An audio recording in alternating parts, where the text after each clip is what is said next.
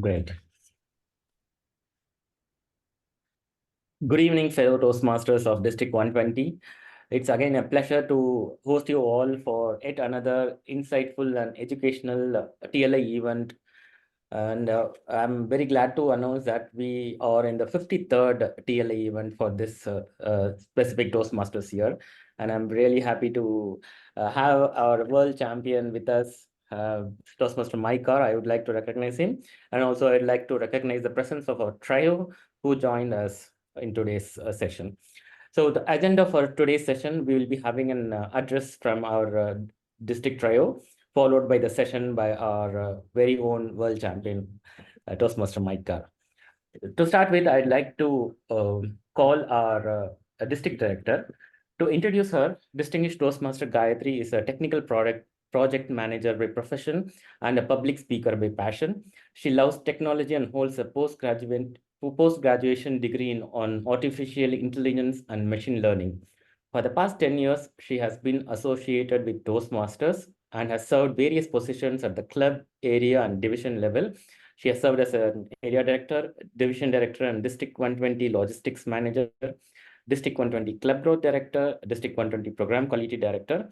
She is very innovative and brings in creative ideas to achieve goals. Buddy Club program, outstanding VPE, and Rockstar recognitions are few successful initiatives she brought into District 120. And she has instrumental in opening many clubs and supporting the clubs. She has been awarded as the President Distinguished Area Director and President Distinguished Division Director for her leadership. She is also the podium finisher in division level table topics and international speech contests. Let's welcome our District Director, Distinguished Toastmaster Gayatri. Over to you. Good evening, District 120 Toastmasters, and thank you so much, Mike, for joining us today. I always say that if somebody says that as a leader, they have always met people who are performing well, and they always work with people who are performing well, I wouldn't regard them as the greatest of the leaders. Because I think as a leader, our responsibility is to ensure that we bring in greatness from everyone. In fact, the great leaders I have seen are always excited when they see a challenge, when they see something that have never been done, or when they see something that has always been thought of as impossible, and that's when they pitch in and get into action. So I've been a fan of such people. And today, one of the crucial things or very surprising things that I spoke with our world champion when he was here in Chennai was his eagerness in a very similar passion. We've seen a lot of world champions. All of them are really, really great people. But what makes this person stand apart is that he said that he's keen on working with districts that has never had a world champion and ensure that he creates world champions from them. I've never heard this from any other world champion or any other speaker or leader for that matter. And ever since then, we've been in conversations and finally we could kickstart this session. And Mike has been one of those very kind person who has said that he really wants to work a lot with our district members. So it is now our responsibility to ensure that we make the best of what Mike Carr is ready to offer. Let's learn from this person. I've been one of the privileged person to spend a little more time with him, and I think he is a great speaker, a great stage presenter, but beyond that, he's a great human. I think we're all one of the blessed districts to have such a person being ready to work with us. So this is one of the very first sessions we are doing, and has based on how this spans, we'll probably have a few more interactions with Mike, and I'm sure that we'll be able to create a world champion with so many of us dreaming together one day from our district. But until then, we are also going to create great speakers and great humans, because all of us are going to work with great people like Mike. So I'm also looking very much forward to this session. Thank you all for joining here. Let's make the best of this session and move forward. Back to you, Toastmaster Abdul. Thank you, Distinguished Toastmaster Gayatri, for your address. Now it's time to hear from our Program Quality Director, Distinguished Toastmaster Mohana Krishnan. He is an engineering graduate having 15 years of experience in software industry, currently working as principal product manager in Gen Digital Inc. A passionate public speaker and avid traveler, have traveled to 20 plus countries. The first member to achieve Pathways Distinguished Toastmasters in District 120. Created the first of its kind membership dues calculator for clubs and members, served as a conference chair for the annual conference of Division I Illuminate 2018, served as the assistant division director program quality, served as the area director, served as the division director of Division A, served as the club growth director, currently serving as the program quality director of District 120. Let's welcome our program quality director, distinguished Toastmaster Mohanakishan. Over to you. Thank you, Toastmaster Abdul, our TLI chair. First, I would like to take this opportunity to acknowledge and thank you, Abdul, and all our members of District 120, because you just heard Abdul saying it is our 53rd TLA event. Thank you, everyone, for making that happen. That's how much we have to share, and that's how much we all have to learn. ISC is something that has been discussion always, producing a world champion and all those. We did we have been doing sessions on that, and as Gayatri mentioned, we were in our mid-year training, and suddenly there's this message coming up from Mike offering that I want to help. What an amazing human being, right? Thank you so much, Mike, for being here for District 120, and we are privileged to host you here in our district once again. And the commitment and the effort that Mike put, I can actually explain. Even during Discover 23, when he was in Chennai, the hot Chennai, I should say, the number of questions and details he collected while we were going in the car to the venue or going to the airport. That's how much he gathered so he can deliver the best of best during his keynotes. And that's what we all saw there if you had attended Discover 23. So I can't wait to hear what Mike has to offer for all of us to learn about the contest season again. And for all the audience here, sit back, relax, learn at least one thing. I'm sure there are going to be many, but learn at least one thing that Mike has to offer today.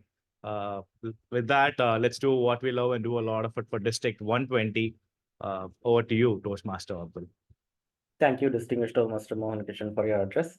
Now let's hear from our club growth director. Toastmaster Vinod Kumar is an electrical engineer with more than 15 years of association with L&T Electrical and Automation, a unit of Schneider Electric India Private Limited. He is currently serving as a general manager and leading the outsourcing operations of low voltage switchboards manufacturing at Coimbatore. A Toastmaster since 2018, he is currently a member of Coimbatore Speakers Forum, Tamil to Chennai Solvendargal Mantram, and the charter member of SEIPL Alpha Coimbatore Toastmasters Club. He was the stellar area director of Area B5, with all his 6 clubs emerging as President Distinguished and Distinguished Division Director of Division B. He is currently serving as the Club Growth Director of District 120. Let's welcome our Club Growth Director, Toastmaster Vinod Kumar. Over to you. Thank you, TLA Chair Toastmaster Abdul. Good evening, members of District 120, and my special thanks to Mike for accepting our invite and being with us today. One of the 7 habits of highly effective people, which was shared by Stephen Covey, is sharpening our saw. So we, as speech contestants, keep practicing, keep improving, learn from each contest, try and improve our better version of ourselves, and try and keep competing every time. And as we all as a district were constantly envisaging and manifesting that District 120 should produce a world championship of public speaking someday or the other.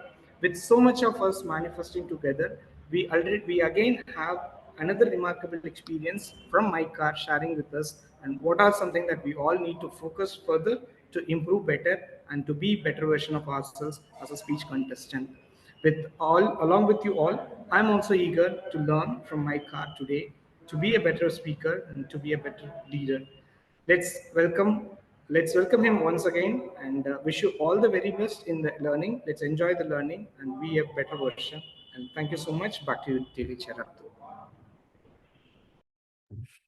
Thank you, Toastmaster Vinod.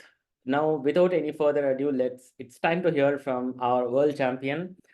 To give a brief intro about him, Toastmaster Mike Carr is an economist who does improv on the weekend. He started his first business at the age of 14 and has been a student of economics, communication, and leadership ever since. Along the way, he has worked with a US congressman, 2 US senators, 3 global financial firms, and several small businesses. Throughout his career, Mike has been lucky enough to lead some of the most successful teams in Texas, including his favorite, his family of 10. He can be found reading Stoic philosophy, Japanese history, and comedy. Mike is currently a partner in private financial firm and speaks internationally to companies large and small about leading teams through turbulent times, economic outlooks, and finding the future. Mike is the 2020 world champion of public speaking and believes deeper in Toastmasters' mission. Let's put our hands and welcome our public world champion of public speaking, Toastmaster Mike Carr. Over to you. Oh, thank you, and good morning, District 120, all you wonderful fellow humans. Just hugs to all of you. I love you all and got such a great chance to meet and talk with so many of you. And I did have a conversation with Gayatri just saying there are so many districts around the world that have not had a world champion, and there's so many amazing stories in District 120 that I would hear from each of you, and I heard from the stage. So I hope that I can help in a consultative way that we move along that path to there being a world champion of public speaking from District 120 at some point. And that would be so fun if one of you is on the call then here today. I want to invite you into this is my home office, and I want to invite you in. I have my coffee this morning. It is about 12 and a half hours in the past from you. So this will feel probably less like a presentation and more like a consultation. In fact, my wife may need to get in here in just a little bit, so you may see her in the background as she walks in, because I got in late from Dallas, Texas. I had meetings earlier this week, and I got in about midnight last night. So I'm not sure she knows that I'm doing this this morning. So you may get a chance to see her. I thought what I do with our structure here today is talk a little bit about some of the things and trends that I'm seeing in the World Championship. I so appreciate being sent this morning the questions and the ideas, all of the things that you hoped to learn from today.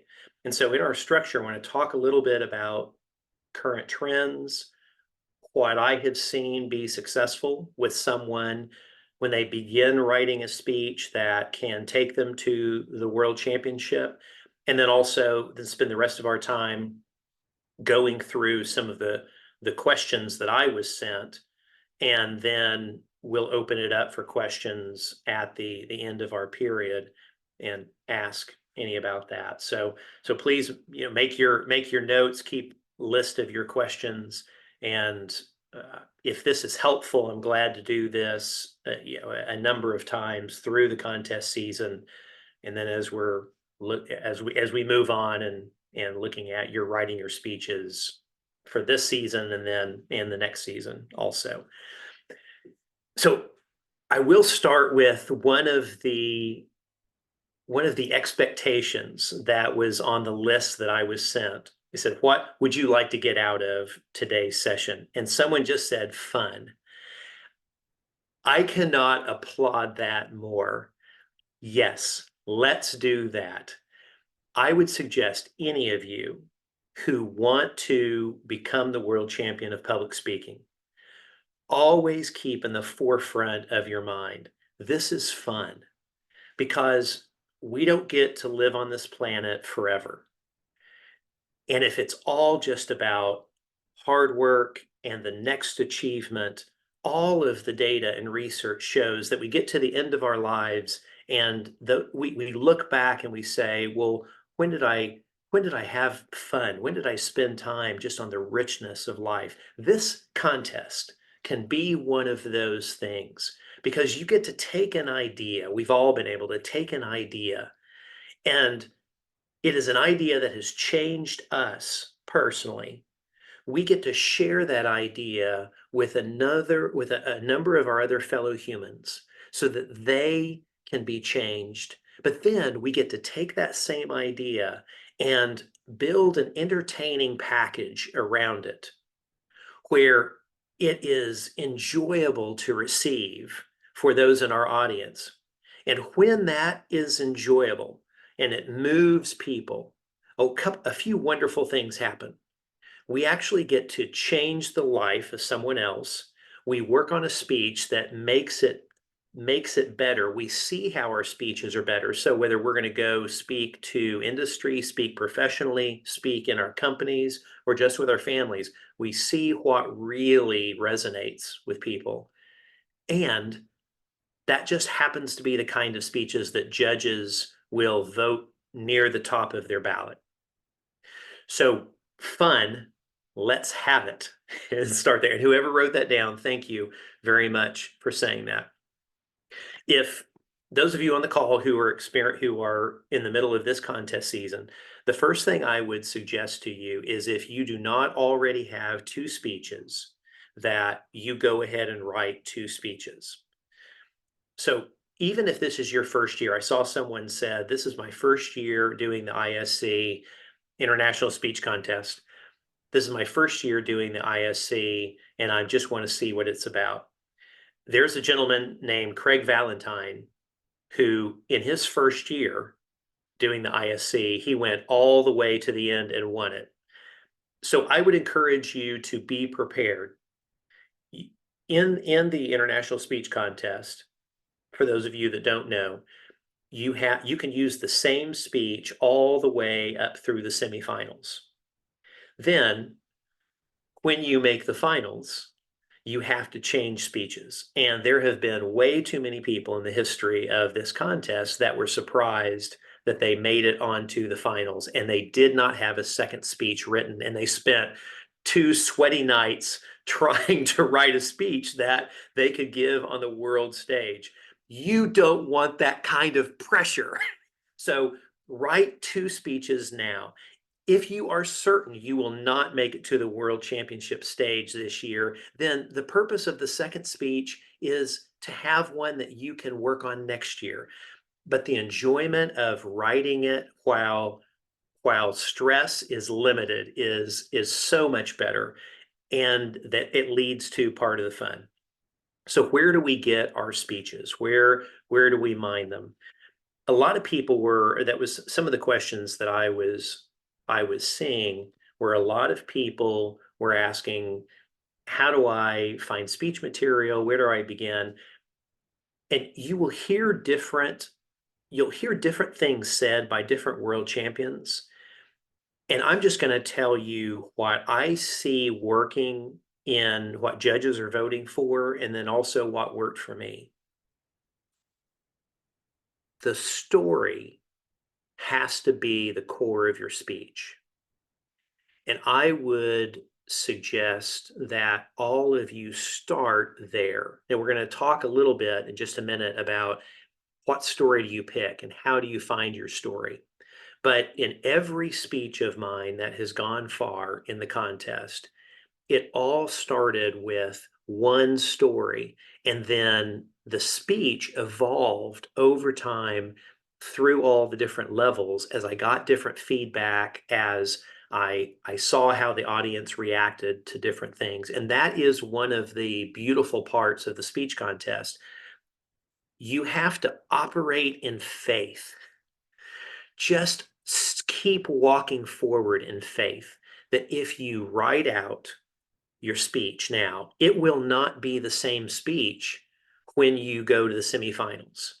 It will have evolved over time. But that's the wonderful thing about giving this speech in the contest, is that it will change and improve with feedback you're given, with the way you see audiences react, even just with the way that your own brain thinks about it as you're on your commute to work or in between work projects.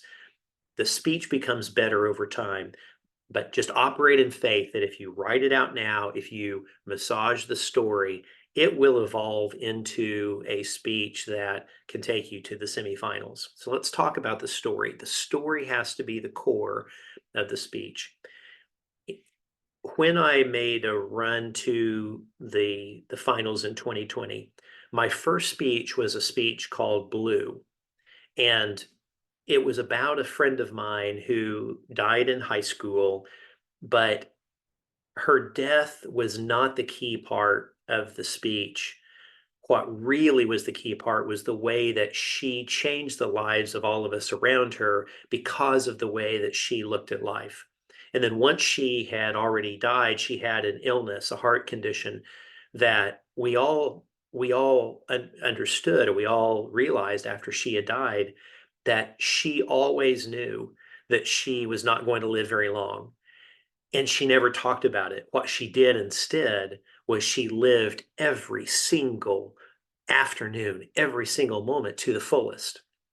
And that was the inspiration from it. So the core of the story was my friend died, but always knew that she would live a short life. And so truly lived in the present and what that meant, what that looked like. That was the core of the story. Everything else then evolved over time. So a good story that can really do well in the contest, and I believe that it also changes people for the better, that those two things work hand in glove, that you change people for the better and it does well in the contest. A good story has several different components, and I'd say that's our ideal story. One, it is funny. Now, I'm just talking about the death of my friend. You say, well, how does that become funny? We'll talk about that here in just a minute. That was one of the questions that one of you asked, is how do you add humor into a serious topic? And that's necessary, but it's also tricky. You have to do that. You have to do that with some thought behind it. But an ideal story can be funny. It also evokes emotion. Obviously, the death of a friend, that's something that evokes emotion. It has to have universality. Okay.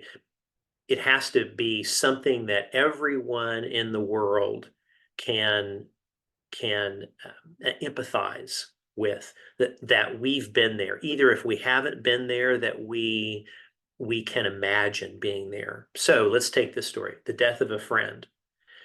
Almost all of us have experienced death of someone close, and especially if we were young, there's strong emotion attached to that.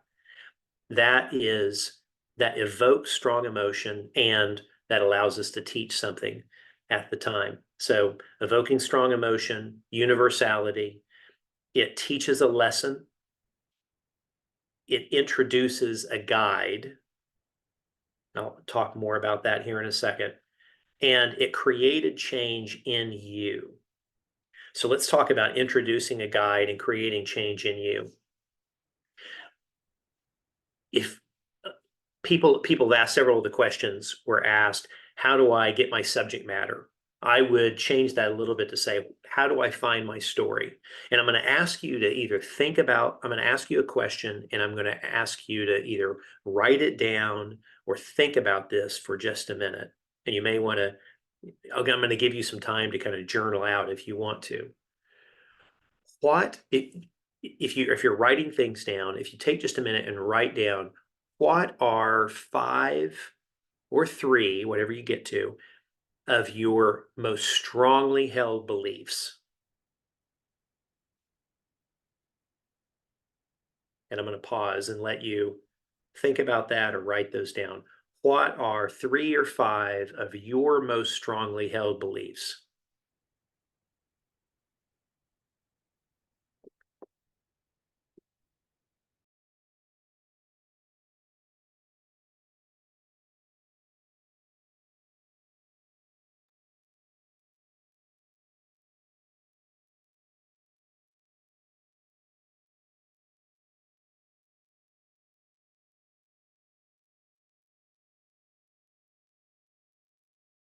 Okay.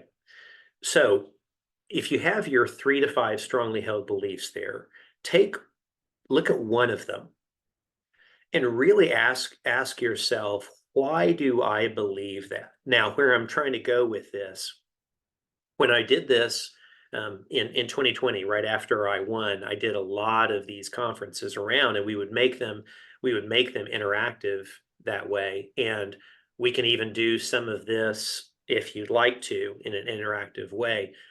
But wherever I was around the world, someone would volunteer, and I would say, what's one of your most strongly held beliefs? And they would say that. So, okay, why do you feel that way? Well, I was taught that. Okay, you were taught that, but by whom? Who taught you that? Where did you learn that? When we really drill down on enough of the whys, typically there is an event that really said that to you or really taught that to you. There is something. So let's go back to Maria in my speech, Blue, the death of my friend. I have this super strong belief that we can accomplish everything in the world, and at some point it will go on. At some point, that may not be. How do I read this somewhere else, and there's a stoic philosopher, Marcus Aurelius, who wrote, Alexander the Great today does not care about the lands he conquered. Right? Because Alexander the Great is either rotting in the ground or he is with the gods. And either way, he does not care about the lands he conquered. And so accomplishment fades. What really lasts is soaking into every moment, being excellent right now, developing relationships and friendships with those around us, laughing hard. And when I had to sit there and I think, why do I believe that so strongly? That's not just something that I think is a good idea. I feel it in my core. Why do I believe that? And I had to journal on that for months, really. But what came out of that was one of the things I realized as I was journaling and asking myself, why do I feel so strongly about that? What showed up in my journal was I had a friend named Maria when I was in high school, and she did not live a long life, but every time I saw her, she was laughing. Every engagement she was in. And so I wrote in my journal, she lived longer. She lived more life in her very short 17 years than most people live in 100 years or 80 years. And that jumped out at me. Why do I believe so strongly what I believe? It's attached to a person, a story. And I mentioned a minute ago, it introduces a guide. I've just forgotten his name, the world champion. He taught about, I'll think about it here, think about here in a little bit. One of the world champions comes out, he says, don't be the hero of your own story. And I think it's just such great advice. There in each of my speeches that went the furthest, and if you look at each of my world champion speeches that year, I'm not the guide.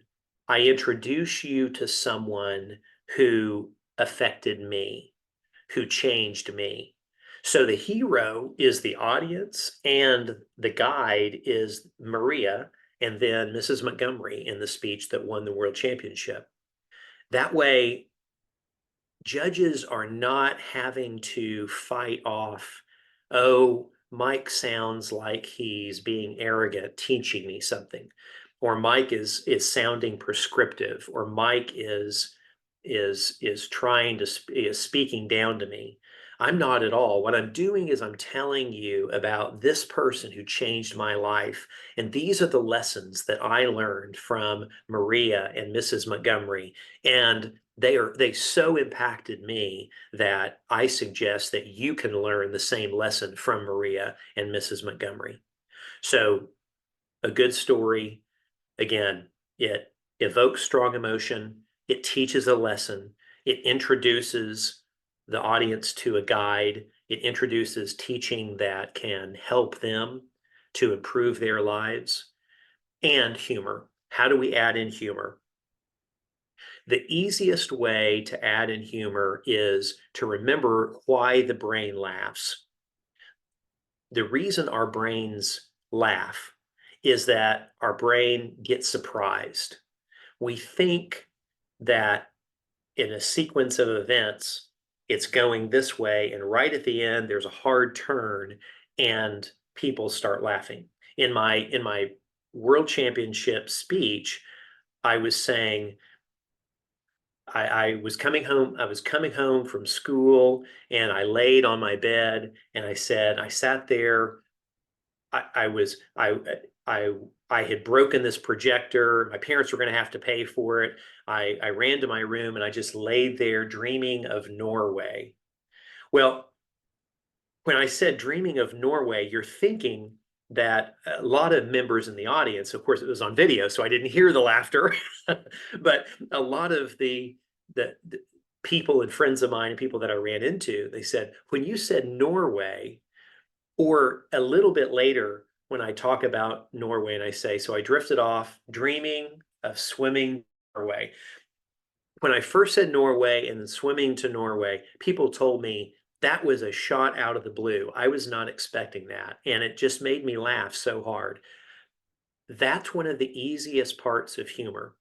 When you surprise the audience, when you can come in there and give that. So let's give some other examples in the speech Blue. I'm talking about a friend of mine dying. When the story opens, you don't know that's going to happen. And so I would suggest in your stories, if there is something heavy in the speech, and this may be something that we could talk about either in future sessions or at our question time, if there is something heavy in the speech, you have to, I would suggest, give humor ahead of time and give enough time to give the audience that information and then allow them to process it, feel it, and be able to get back to something hopeful by the end of the speech. So you have to really, it can be tricky, but that's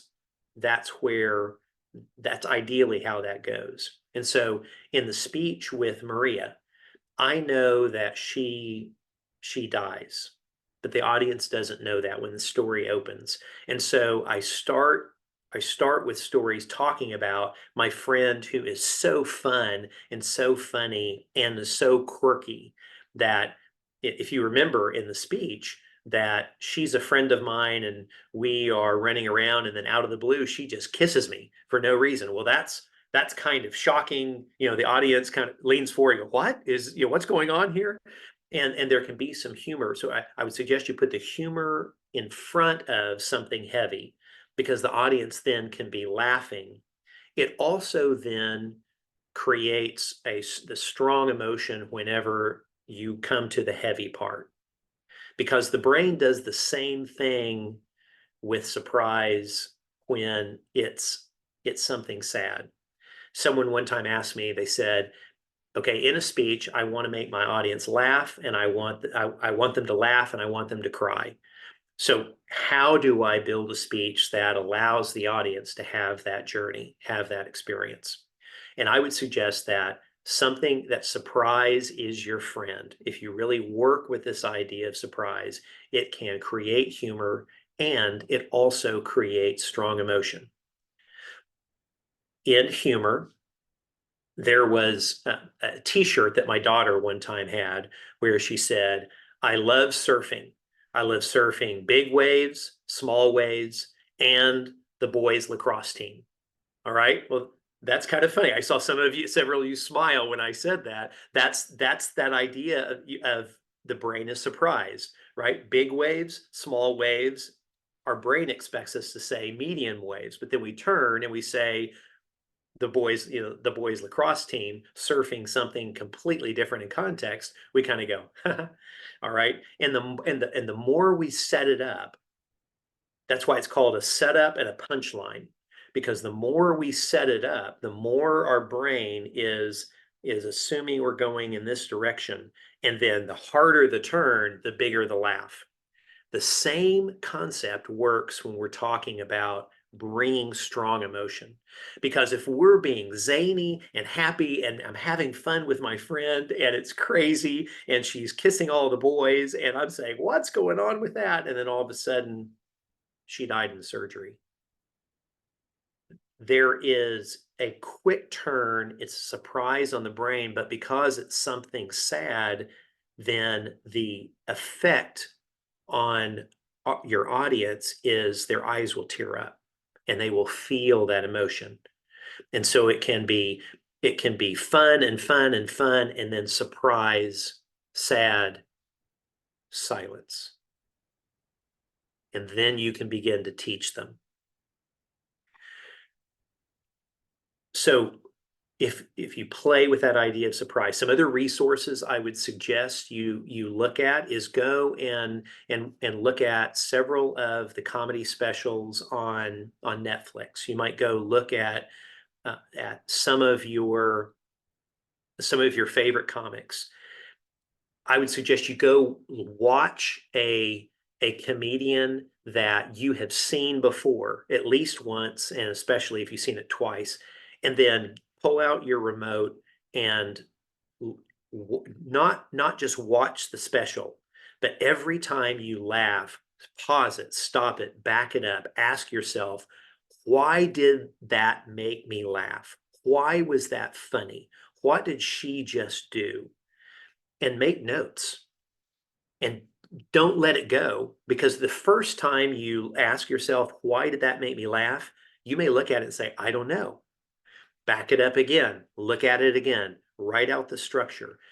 One of the very rough rules of thumb is when you get to a district contest, when you get to the regionals, semifinals, all the speeches are good. Pound for pound, one of the things that carries forward is the speech that has the most humor in it may go forward.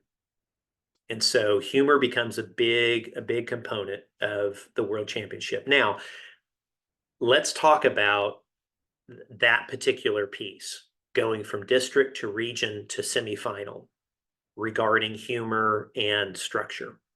I would suggest that those of you who are writing out your contest speeches and going through the contest steps right now, work with someone in your district who has won the district before, or work with someone in your district who has gone far, because going from club all the way to district, that has a lot of local color, a lot of local flair. Your person who has won district or has gone far in the contest multiple times in your district is really going to know better than I am what wins along the way in your district, because that's much more culturally relevant. The humor and the way that is approached. So I would suggest you work with someone local. Now, this is where it becomes sticky, is when you get to district. Because to go on to the semifinals, your contestant has to win district, but then that video is sent to regional, and that's more of an international audience. And so those judges are not as culturally local. They have a broader perspective, and it's not just they're looking at that video from the region, not just asking themselves, okay, what do I think about this? What was the best speech? They're also, in the back of their mind, they're asking themselves, what does best at semifinal? Because every region loves to see their candidate go win the World Championship of Public Speaking. Now, I'm not suggesting that they're thinking that in the forefront of their brain, but we all have cognitive bias. And it has to be going on in the back of their brain, because I hear at international conferences, I hear too many of those judges talking about, well, this would do well at semifinal. This is the kind of speech that does well in the semifinals. So that is playing somewhere back there. And as we get closer to the district, I'm glad to work with you all on this and think through this, because it may be also educating or talking to your judging pool about looking at judging the district contest kind of with the same question. Not only does this speech win district, but also, is this the kind of speech that will do well at regional? So an observation that I had, and one of the reasons I wanted to do these meetings, and I reached out to Mohan and Gayatri, was you have so many great speakers at District 120. And especially funny, humorous individuals who have really poignant things to say. The sense that I got in your district contest was there was a lot of inside jokes, a lot of humor that made the audience roar with laughter. But I'm not sure that many people outside of your district will know the inside humor. And so that may be one of the things that you all want to talk about. You may want to talk about in your meetings. We could certainly talk about in conversation, is how, and that's a conundrum.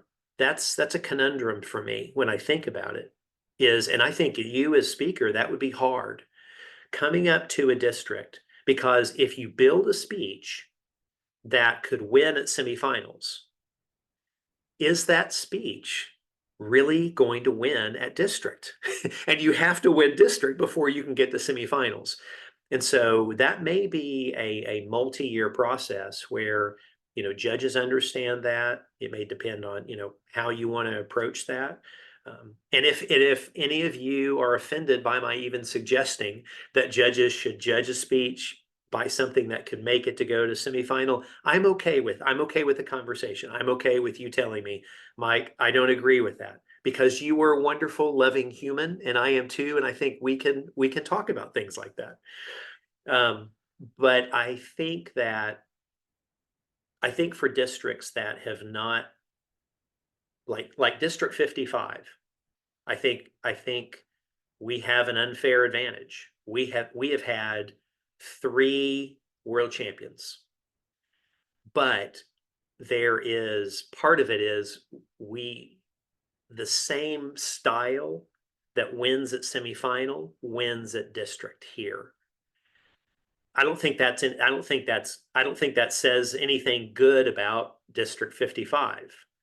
I think it just says that's Toastmasters started in the West, started in the United States, and there's still kind of that style of speaking, and it's changing, and it will change over time. We're seeing more people win from around the world, and I think that happens over time, that increasingly the styles from around the world affect all of us, and that is a beautiful. I'm a better speaker today because I was at District 120 and I heard your contests, and I have added several of those things into my speaking style. So thank you. But that's where we are today. If we're going to talk about, and I want to be real with you and truthful with you, that to me is a conundrum. Is when you get close to district, I would suggest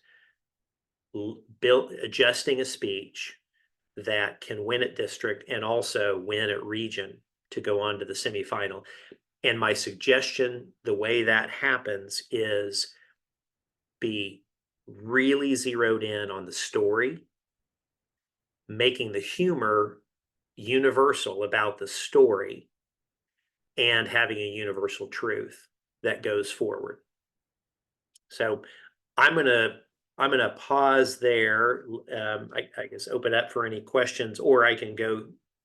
You can direct me what you want to hear from me. I can go through the list of things that you sent me and answer some of those questions, but would love it to be more interactive if that works for y'all. So Trio, you were my bosses today. Tell me what you want us to do. I can start with a question, Mike. I don't know. I'll probably share a little later. Probably people would have watched your the librarian final speech, but not the semi-final speech, which is the blue, not publicly available everywhere. But uh, well, we're talking about one thing that you mentioned was starting things light with humor and all those, and then slowly getting to the point. Now you tell me who is the Maria in your life, right? Getting to that point. This is for I don't think I'm going to contest for a few years from now, but probably for the audience. Right at the beginning, you're saying it is blue, she is blue, and then start immediately with a, I don't want to call it tragedy, but saying that Maria died and all those. That's something that just for the audience, is because these are questions that I've heard. Is it okay to start with humor? You did cover, but particularly this speech, right, that you're mentioning. So of course, you're eventually getting onto that important message that you want to deliver, asking who is Maria in your life. But in the beginning, letting the audience know that, okay, this is going to be my story. It's going to be about my friend's death. So if the story requires, is that a good thing that we can do? Or if the speech requires? So the simple answer, my simple answer is yes. Yes, it depends. All right. And I think that's where all of us have needed when I was in the contest, and all of us together, all of us have to walk in faith. We all have to operate in faith, really firmly believing that the very best speech will emerge. So, so I actually played with the idea of starting out right at the very beginning, the scene where my mother comes up to me and says, Maria died in surgery, and then kind of go on to that. And in early versions, I had some feedback saying, man, that was just a slap in the face. I just never could get over that. And so then I tried it different places. So I think the question is a good one. I would suggest, like, if you Mohan were writing a speech about something that was tragic in your life, to test it out. The blue speech I actually gave at the club, at my club, 2 years before the contest. Not in it wasn't a contest. I just gave it as a speech. I just wrote it. And so even had some time for that speech to evolve a little bit and get feedback from just my club, saying, wow, that would be a great contest speech, but it left me heavy at different times. To your point, there is another speech I gave that I never used in the contest, but I was writing. I have a daughter that had a stroke, and I did not use it because I never could figure out a way. However, wherever the death of the person or the tragedy happens, we have to get up to hopefulness at the end of the speech. We have to end on hopefulness. Even if not humor, I think we can add in humor, appropriate humor as we go, but the audience has to feel hopeful at the end, or it's just not going to work. And the one about my daughter having a stroke, the fact that it was my daughter versus my friend made all the difference in the world. Audiences just kept telling me, I can't, you threw me down into a hole when you told me your daughter had a stroke. And in 7 minutes, I just could not get them back out of the hole. And so that's why the story about my friend, it's just enough removed. So you'd have to play with it. You could do it right at the beginning, and then you've got a full 7 minutes to pull your audience back up toward hopefulness and start adding in humor that way. So now, did I answer the question that you asked? You did, Mike. My summary would be, of course, you did deliver it a couple of places, and probably that tragic is important for the story to lead. you could keep it in a different place if required, based on the feedback that you get from the audience. That's what I understand. And thank you so much, Mike. Yeah.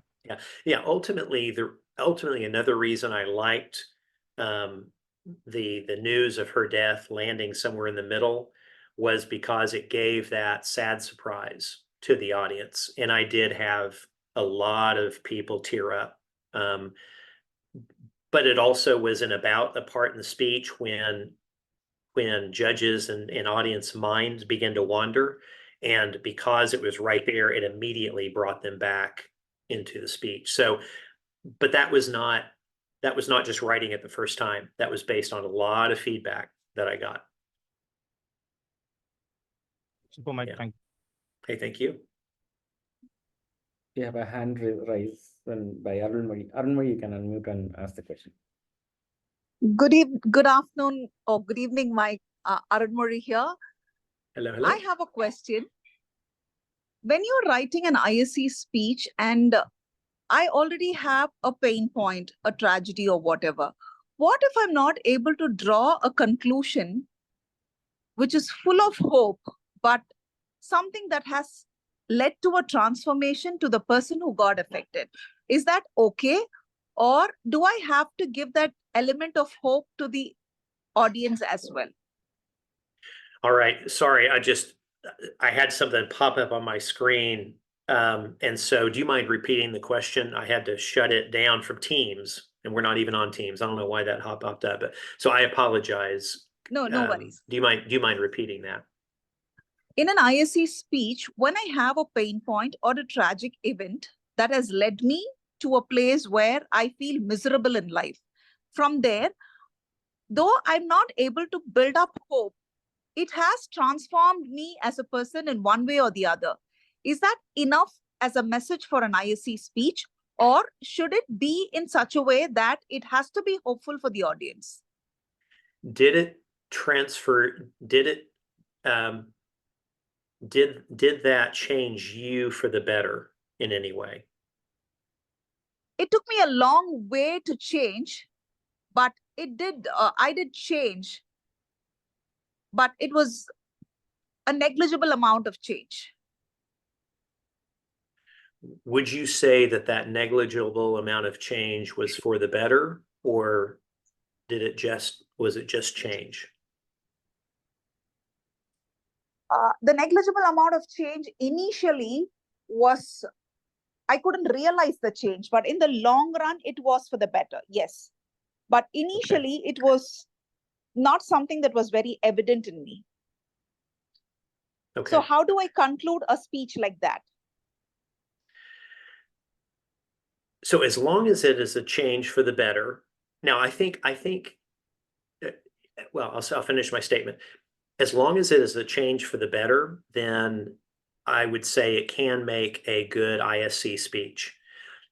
If it was a change that was not for the better, it just created change and it creates a caution, for example, in life, I think that is a valuable message for the world. But if you're wanting to advance in the contest, I'm just being honest with you, if it's a caution speech, those tend not to advance. If it's a change for the better, something I learned that made me better for it, and I can help make you better, then that's a good speech. That can be a good speech for the ISC.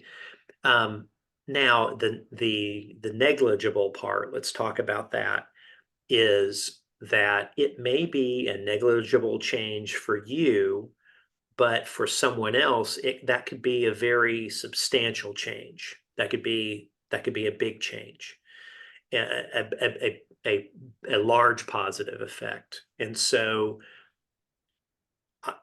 what I would suggest, that can be a good story for the ISC. You would just not say in your speech, it changed me very little, or this was a negligible change. You would focus on that this created positive change over my life.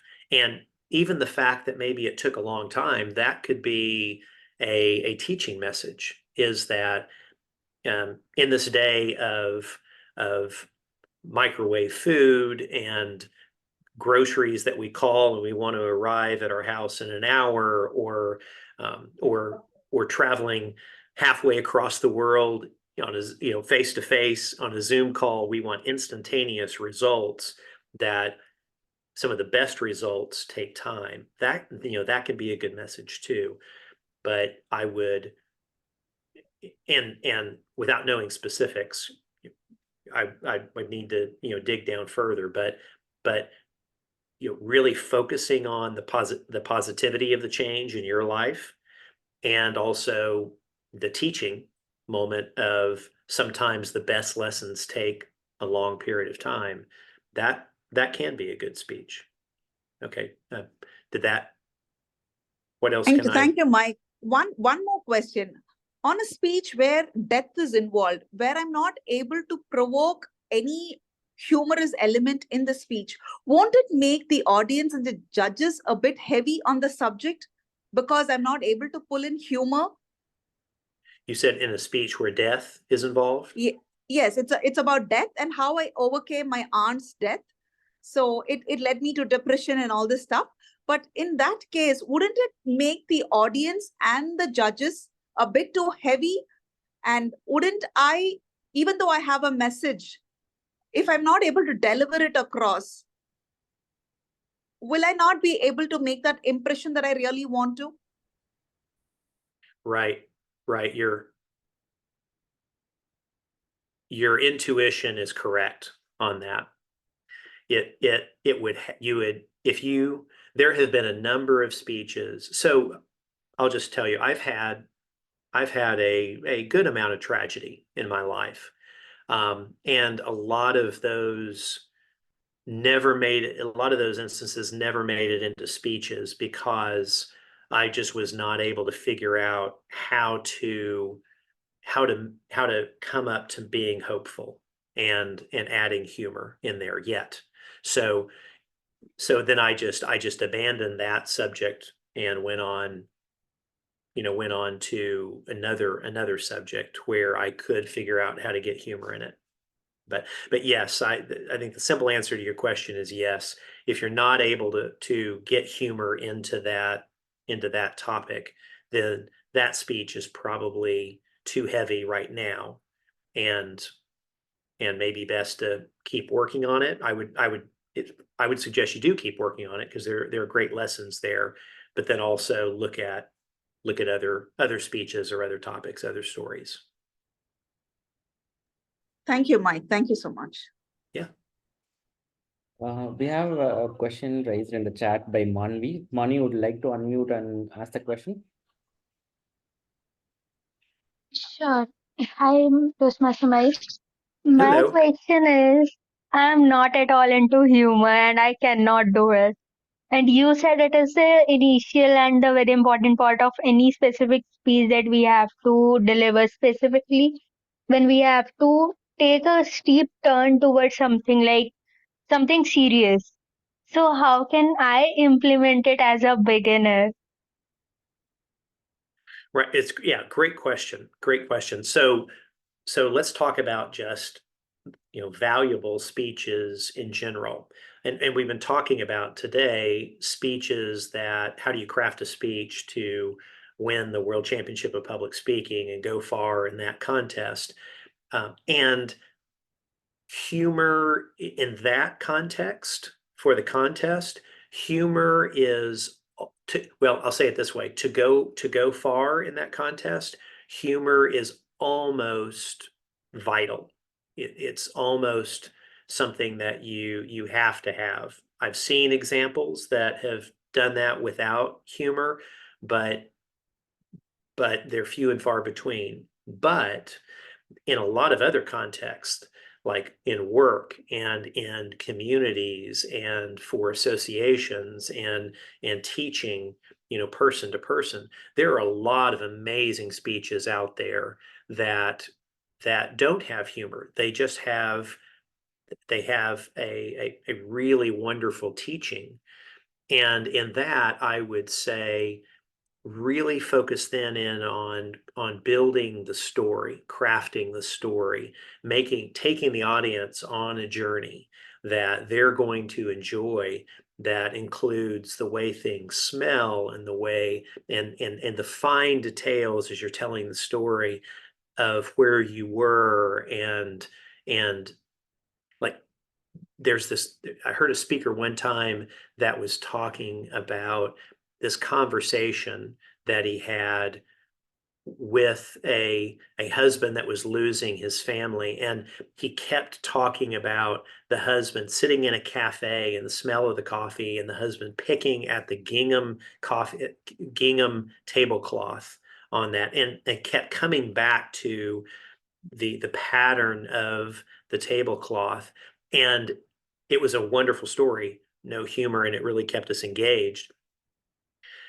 Another resource, if you want to work on your humor, though, there's a TEDx talk by Michael Jr. Yeah, Michael Jr. on TEDx, and he talks about what makes things funny. And he said he was someone who was not funny, and now he is a full-time storyteller and comedian. So those speeches are important. And if you are not going to work on humor, I would suggest working on the story. But I would also suggest that you can, if you go and you watch your favorite comedians, if you really stop and analyze what are they doing and why is it funny, really anyone can build humor into. Some people are better at it than others, but really anyone can build humor in. And if you work with those surprises, where if you think about a series of 3 things and the third one is a surprise. I wish I could think of another example, but the example I gave is, my daughter saying, I love surfing, big waves, small waves, and the boys soccer team or the boys lacrosse team. It's, if you work with and it's one of the great things about Toastmasters is we can try things in our club in a safe environment. And if it doesn't work, it doesn't work, but then we can get feedback that way. But a lot of great speeches out there that they're very impactful and don't have humor. Probably if you want to go far in the contest, then you would need to practice and figure out how you do your own humor that way. That may Thank not you be so the answer much. you wanted, but I hope that's helpful. Yes, it does. To this, I have a simple small question in addition to the specific question. There are different type of humors as well. Some do self-deprecating and all those things. So how can we know our genre of humor in it? Yeah, the different kinds of humor, what works, what doesn't. I think that really is watching examples and really analyzing examples. Maybe 2, there are a number of books that have been written about adding appropriate humor. For example, if just one example, if you look on Netflix for Nate Bargatze, he is a clean comic who is really blowing up right now because he is really funny, and it's just based on his delivery and how he tells a story. But it's appropriate humor that you could use in a professional setting. And so examples of comics, 2 would be some good books out there. And I just searched on Amazon, and one was about how to write comedy. And I, got that and read that. And then 3 is practice in our clubs and getting that feedback. Thank you so much. Yeah. Thank you, And Manu. you have some great examples in your district. And I'd encourage you to reach out to them also.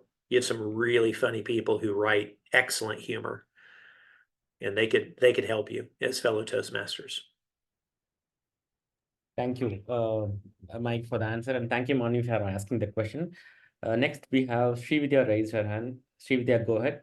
Please make it one question so that we give opportunity to all. Thank you. Over to you, Srividya. Oh, you're on mute. Sorry. I don't get to say that often. Thank you. Hi, Mike. Amazing to see you. We met at the conference and you suggested books on Stoicism, and then I keep reading that. Oh, I'm glad you're enjoying it. Yeah. So, Mike, my question is on the importance of transitions, right? So, I have a script which was well received. It is three short stories, but I don't basically transition. So, one happens in Singapore, one happens in Bangkok, and the other happens, it's like a scientific research kind of a thing. But all the three adds up to one central point, which is divergent thinking. You should look into things in your hand, right? The solutions are there in your hand. So that is my theme.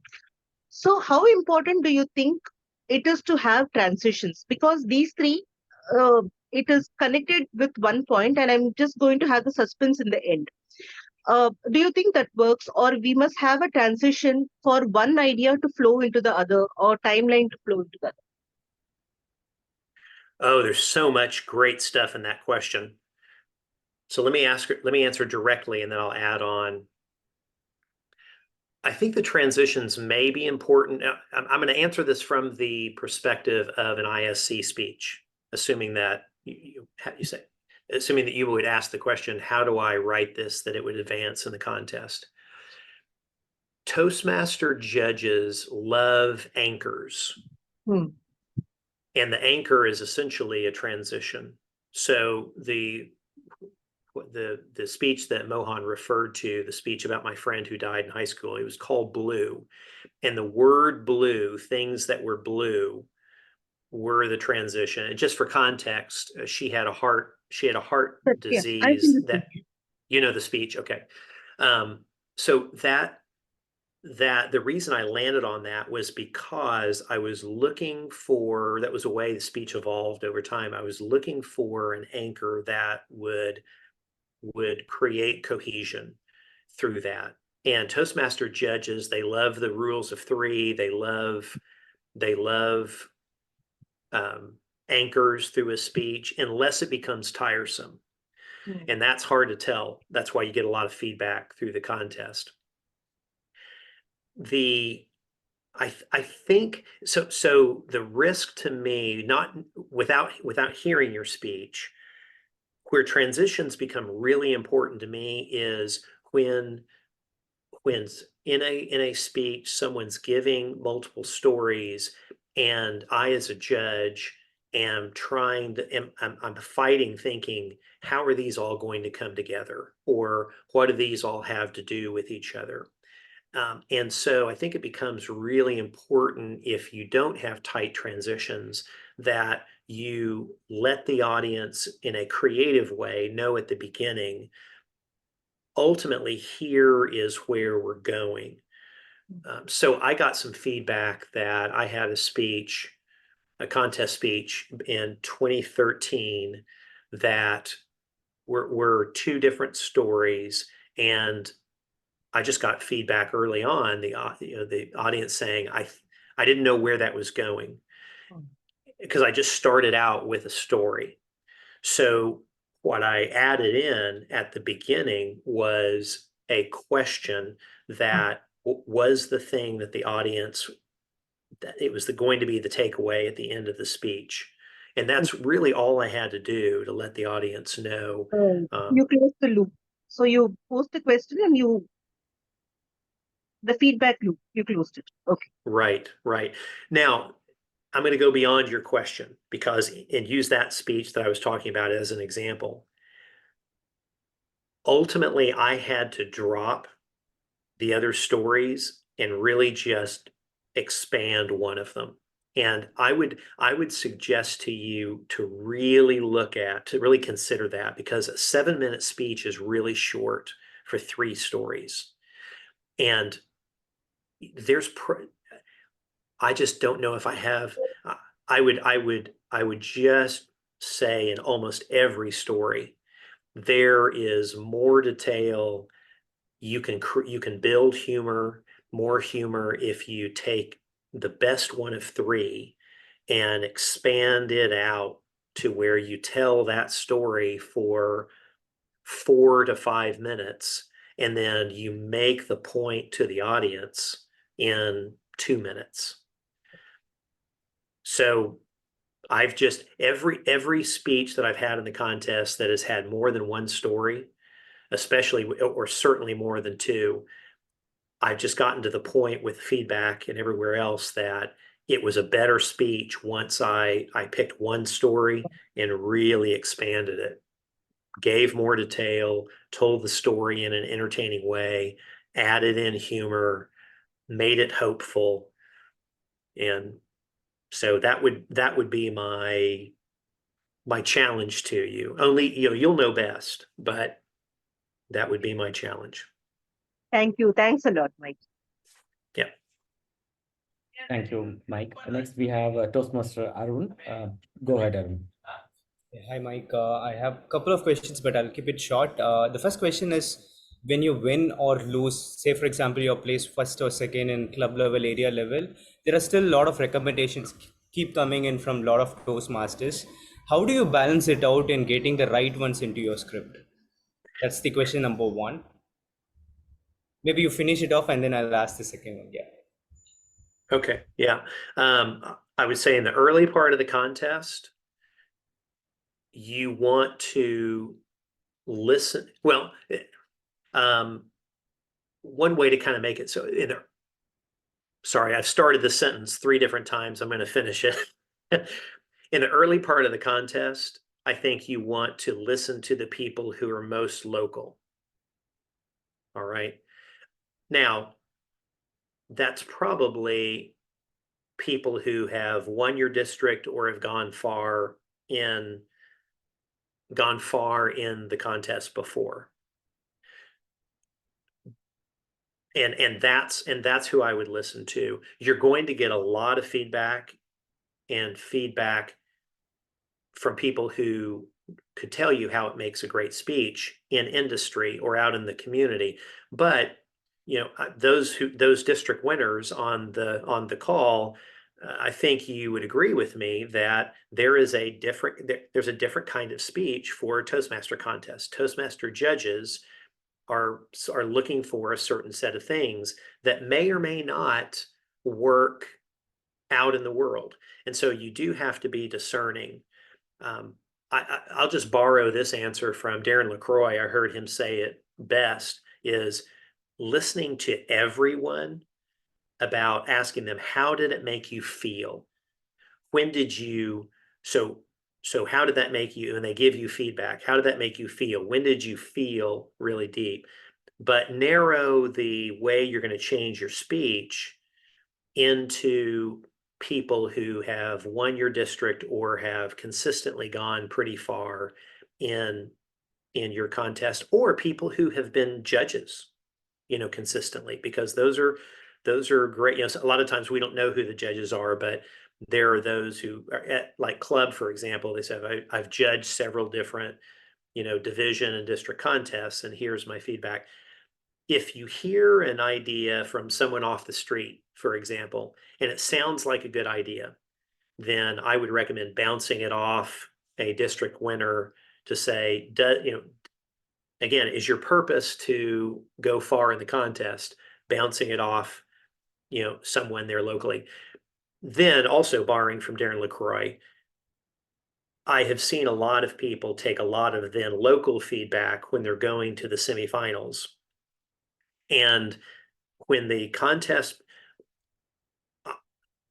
my best decision was when I was going to the district, and that was going to go on to the semifinal, regional. I thought this next speech is more of an international speech. And so I didn't listen as much to people in my district, and I went to Mark Brown, who was a former world champion, who you all know and love as well. And I asked Mark for feedback, and any feedback I heard then from my district, I bounced it off Mark. And that's one thing I heard from Darren early on. He said, if you want to win the world championship, there's a lot of great feedback from Toastmasters, but as you're getting closer to that level, you really need to listen to what the world, people who have won that, listen to what the world champions are saying, or people who have consistently been in the semifinals. Okay, I think that answer's long enough. Did that help? Yes, really, Okay, Mark. and I remember there's a part two. Yeah, the part two is you win it at the club level, you win it at the area level. At the division level, you get this confusion: should I try my second speech? Because I've never tried my second speech, and I'm little getting bored with my first speech already. So in that case, like, how do you deal with that confusion? Should I go with the first speech, which have been winning easily, or should I be trying my second speech, which can take me to the district? So how do you balance it out? Because you will never get a chance again to witness that in front of a bigger stage if you lose that opportunity. So how do you balance it out? Right. The way I always approached that was there's always next year. I quite honestly always had about 4 contest speeches going, and I'd think I'm going to pick these 2, and there's always next year. So that would be 1. 2, I would say if you're getting bored with your current speech, then you can rewrite it, and it's, where it's fresh to you, but essentially it's the same core story. It's the same in Toastmasters' eyes. It's the same speech, but third, I would say life is short. And if you really, really want to give that second speech and you're not committed to joining the contest again next year, then give it and just enjoy it. And whatever happens will. But Yeah, I mean, that's what I did. And like, I won at the club level, I won at the area level, division level. It was close to my heart speech, but I did not get podium finish. But I was so happy that I was able to give it at the division stage, because I wanted to give it to more people. So I went ahead and like gave that speech. So just wanted to get that thought, like, how would you probably perceive that particular confusion? Thank you. right. Yeah. The way I did that was I said, that's a speech I'm going to give next year if I don't win here. But that's just me. Thanks, Mike. Yeah. Thank you, Mike, for the answer. Any questions from the audience? You can unmute and yes, Ram, please go ahead.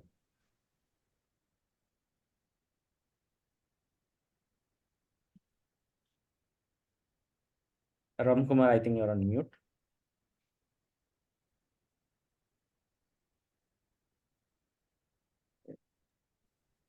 Yeah, Can I go? This is Annie. sure. Hi, Mike. This is Annie. We met during the conference. Quick question that I have here is: you would have seen so many speeches with all the experience. What are the top 3 mistakes that you think speakers do that we need to correct it? Good question. One, right off the top, and I need to think about the other 2. The first is the lack of purposeful movement on stage. You can immediately differentiate yourself in the eyes of the judges by using the entire speaking area. Most speakers will just stay right in the middle and kind of move a little bit to the side and a little bit over. But if you can block it out like a 1-act stage play, and you can use, essentially it's a big box, most speaking areas. And if you use that entire box, then almost I'm seeing less of that actually now. And so you can, part of the trick to advancing in the contest is being sticky in the mind of the judge. Well, if you use that entire speaking area, you have been different than usually most everyone else, and you're sticky in the mind of the judge. So that would be one. What would be the second major mistake? The second, I would say, is trying to say too much. You've heard me a number of times kind of say, limit it down to one story and then really expand that story out. This is not a 45-minute speech. This is a 7-minute speech. And And most of us get confused about the amount of things we put into that speech. My belief is in 7 minutes, you really only have time for one really good story and give the moral. And that's it. That's my opinion. And so I think, but yeah, I know earlier we talked about 3 stories and the transitions, and I think that can work. I think, I think it has to be smooth and really, I've done this forever. I do this. I have to watch this on myself, but trying to say too much would be the second big mistake. And then third,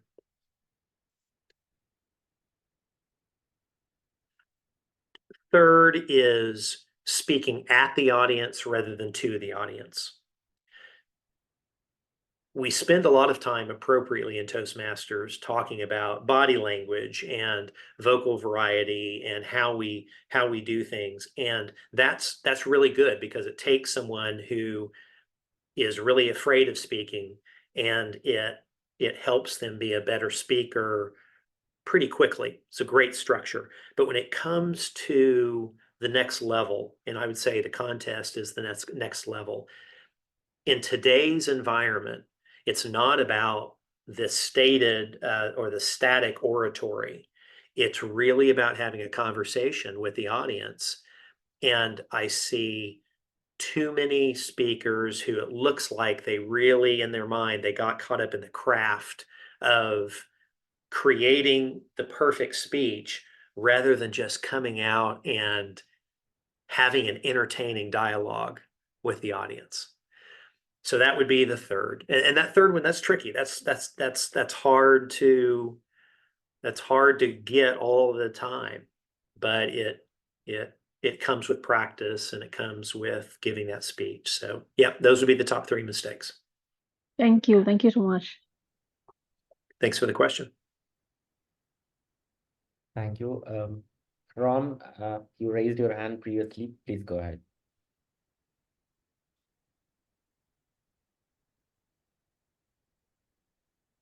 Okay, open for others. If you have any question, please go ahead.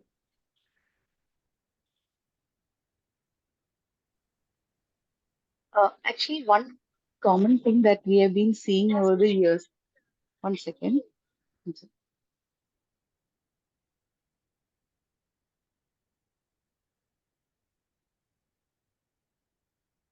Yeah. Are you able to hear me? Yes. Okay. Yeah, sorry, I had a network issue. So one common thing that we have been seeing is from the district, after winning the district, they are not able to clear the next rounds. So sometimes we feel they're catering to the local crowd, the speeches, but the speeches are not universal enough. So could you give some pointers to the ISC aspirants? I'm not an ISC aspirant. I'm actually in the judging. I've been a CJ of the district. So, but I have noticed that because I go as CJ to other districts also. So other districts, other divisions. So what I see is what they are serving here is local fare. It may be great for local crowd, but it's not at the international level. So, but I thought if a champion like you give out that suggestion, they might listen to you at least. Well, that's one thing that Gayatri and Mohan and I talked about whenever I was there is that's hard, quite honestly. That's a hard problem to solve. And that's really just why I wanted to offer doing these and just to me it's just starting the conversation. To me it's not I don't think you should do it my way. You know, the best way for District 120 to do it is the District 120 way. And I just love y'all and hope to, if I can help with the conversation, just starting the conversation. And to me, I think it could be a multi-year process depending on how District 120 wants to handle that. But you're right, but it's not just tips, because right now, you know, a speech that would win at region might not win at district. So I don't know. So how do you fix that? Well, I think the way you start to fix that is somebody says that out loud. And then we just kind of talk about it. So I think that what that could look like is that judges who are judging at the district level recognize, okay, we're going to look at this not just from the district, what wins at district, but also what looks more international. But then also all the contestants know, okay, as we get close to district, judges are going to begin looking at this, not just what creates audience response, but also what could win at the region. And you know, and I don't know, even just saying that out loud, then I start saying, well, are we engineering the contest? Are we engineering? And I don't know. I don't know the end answer on that. But I think it's worth having the conversation and just throwing it out there. And from my part, I'm saying, hey, I'm willing to help if you want me in that conversation.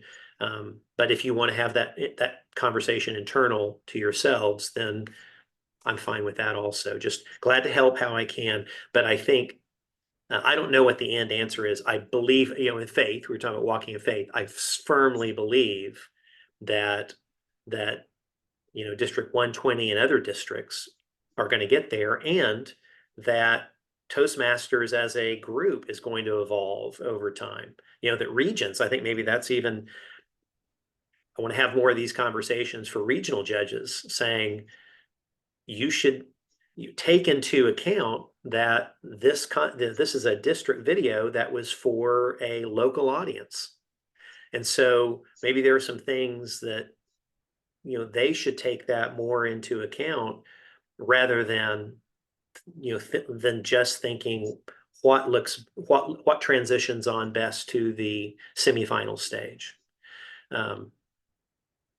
All of those are hard to teach. And I don't think there's anybody doing anything wrong in any of that. It's just, those are the realities of it. And I think the way to start toward a solution is just talking about it like we are. Yeah, I Sorry, think that didn't give you a direct answer, but I think that I get the point. See, what I was thinking is, see, they're all thinking of winning at the district. So it's like they're pandering to the, I would say, the audience present here. So it makes for a great speech here in this local context. Yes, it's a great speech. But when we look at it as from the judge's standpoint, or maybe from the next level, suppose we are looking at from the can these speeches go to the next level, then we find that things are missing. But for local fare, yeah, this is perfect. So all of them are in that, you know, okay, how can I cater to that local crowd and make them all happy, kind of. So, you know, or maybe the process has to change, maybe because the region, right? In the region, we have different countries and different different countries are involved. So maybe each country will have a different style of catering to the audience and humor, everything will differ. So probably the person who's selecting it or the people who are selecting to the regionals, right? That part, because we are not clearing that level for the last 3-4 years at least, or maybe, yeah, last 3-4 years. You know, I don't know if this is possible. I mean, if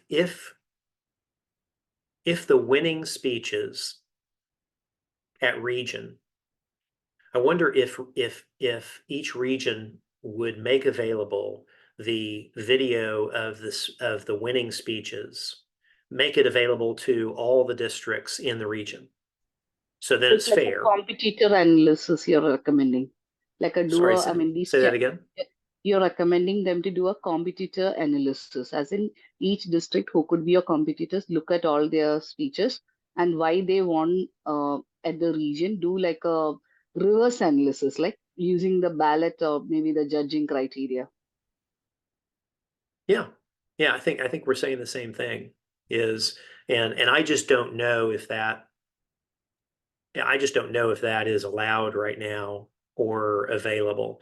My sense is that Toastmasters International would, if one region was doing it, they would probably want to make that allowable for all regions, and if a region was going to share those videos with one district in the region, then it would only be right to share with all districts in the region.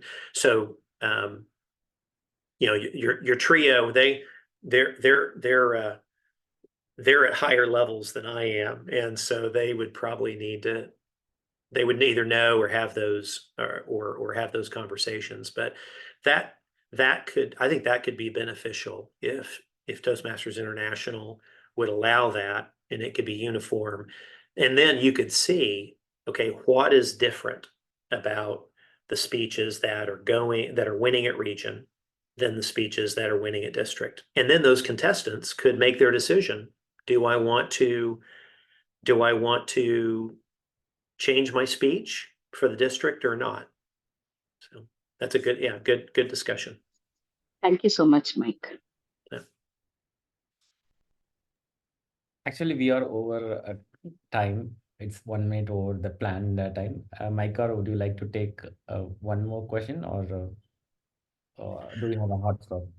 Oh, I would love to, but I have a meeting across town at 10 o'clock my time. It's 9 o'clock my time right now. So I probably, is it a short question? I could probably answer a short question. Yeah. I know all of you are saying the issue, Mike, is not, is it a short question? The issue is, Mike, can you give a short answer? So we covered all your detailed answers. We just loved all your detailed answers. Thank you very much, Mike. Maybe we can have one last question from Karthik, who has raised his hand. Karthik, go ahead with your question. Thanks for the opportunity, Mike. I feel special. So this is about, I personally feel that reading books will help us in a lot. So what would be your recommendation for the books which helps us? I'm a new member at Toastmasters, so I just want to get the things from you. Right, I'm going to have to look one of them up that would help. So when you say would help you, it would help you in business or life or speech writing? I'm talking about the public speaking and stuff. All right, yeah, in public speaking. I would recommend, I'm not sure, I found a book I need to look up. I'm looking up real quickly what this book was.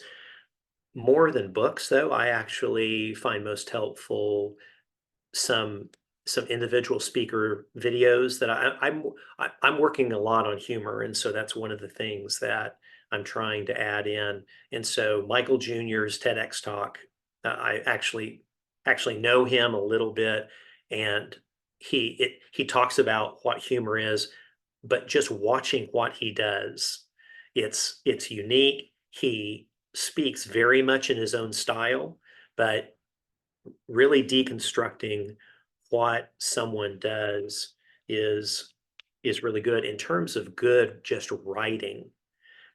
That helps change people. There's a book by Ryan Holiday, The Obstacle is the Way. There's also a new author that is my new favorite author, Oliver Burkeman, Burkeman, 4,000 Weeks. It's a great message, but he's also a really, really beautiful writer.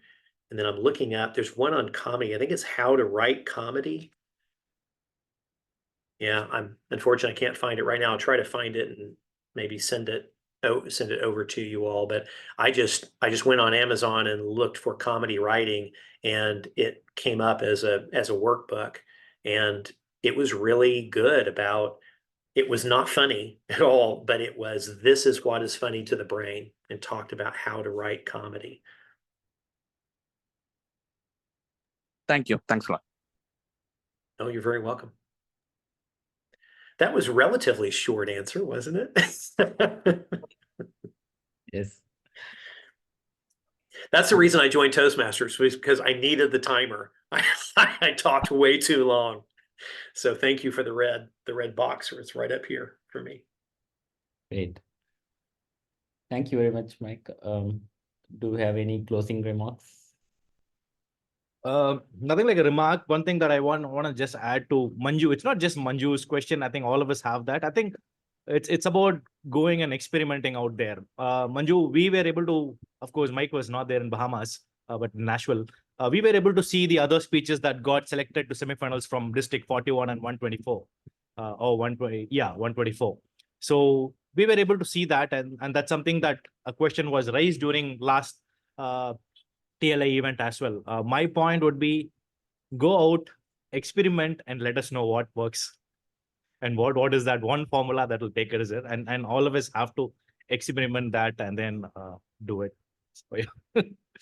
That is a good point. Yeah, that is a good point. Those semifinal speeches are available, and you can see, and they're probably not significantly different than the regional speech. Maybe they are a little different, but that's a good template.